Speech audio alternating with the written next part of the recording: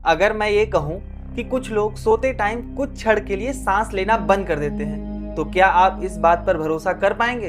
Actually आपको करना पड़ेगा। इसकी बात हम इस वीडियो में आगे करेंगे। लेकिन आपने यह जरूर सुना होगा कि कुछ लोग जब गहरी नींद में होते हैं तो वो जोरदार खर्राटे लेते हैं। लेकिन क्या आपको यह पता है कि खर्राटे लेना एक जानलेवा बीमारी का संकेत भी हो सकता है?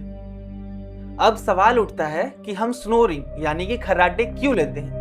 तो दरअसल जब हम सोते हैं तो हमारे गले की मसल्स रिलैक्स हो जाती हैं, जिसकी वजह से एयरवे नैरो हो जाता है और वहां से पास होने वाली एयर सॉफ्ट टिश्यू में वाइब्रेशन लाती है और यही घड़घड़ाहट की आवाज हमें खर्राटे के तौर पर सुनाई देती है। अब हम देखते हैं कि इसके क्या मुख्य कारण हो सकते हैं जिनकी वजह से खर्राटे होते हैं। तो इनमें सबसे मुख्य कारण है मोटापा यानी कि ओबेसिटी, नाक का बंद होना, मुंह खुला रख करके सोना, पीठ के बल सोना, शराब पीना या फिर नींद की गोली का सेवन करना। अब हम लोग असल खतरे के बारे में बात करते हैं, जो कि वीडियो की शुरुआत में हमने करा था कि कुछ लोग जब गहरी नींद में होते हैं तो वो सांस लेना ही बंद कर देते हैं। दरअसल इसे ऑब्स्ट्रक्टिव स्लीप एपनिया यानी कि OSA कहते हैं। अब OSA क्या होता है? Cessation of breath for more than 10 second, यानी कि कोई व्यक्ति अगर 10 सेकेंड से ज्यादा टाइम के लिए सांस लेना बंद कर देता है तो उसे ऑब्स्ट्रक्टिव स्लीप एपनिया भी कहते हैं। अगर वो 30 सेकेंड से ज्यादा के लिए अपना सांस रोक लेता है तो उसे सीवियर OSA कहते हैं। तो कैसे पता करें कि आप OSA के शिकार हो सकते हैं? तो यहाँ पर कुछ विभिन्न लक्षण हैं जिनसे आप सस्पेक्ट कर सकते हैं कि आपको भी OSA हो सकता है, जैसे बहुत तेज और जोरदार खर्राटों का लेना, नींद में हांफना या फिर सांस का रुक जाना, सुबह उठते ही थकावट का महसूस होना, दिन भर चिड़चिड़ापन का होना, सुबह सुबह उठते ही सिर दर्द का होना।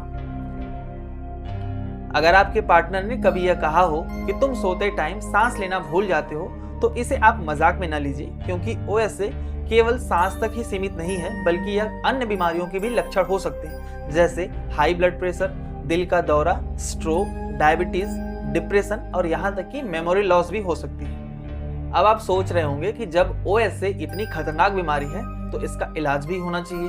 तो हाँ, इसका पूरी तरह इलाज संभव है। इसमें सबसे पहले लाइफस्टाइल मॉडिफिकेशन, यानी कि आपको अपना वजन कम करना पड़ेगा, अल्कोहल और सिगरेट से दूरी बनानी पड़ेगी, करवट लेकर के सोने की आदत डालनी पड़ेगी। दूसरा, मेडिकल ट्रीटमेंट। इसमें आता है CPAP यानी कि कॉन्टिन्यूअस पॉजिटिव एयरवे प्रेशर। यह एक मास्क है जो कि आपको नींद के टाइम में आपके सांस के रिदम को बना कर रखता है। तीसरा, सर्जरी, अगर बहुत ज्यादा जरूरत हो तो, यानी कि अगर ऑब्स्ट्रक्शन बहुत ज्यादा हो चुका है तो उसको हटाने के लिए हमारे पास सर्जिकल ऑप्शन भी है। Thank you.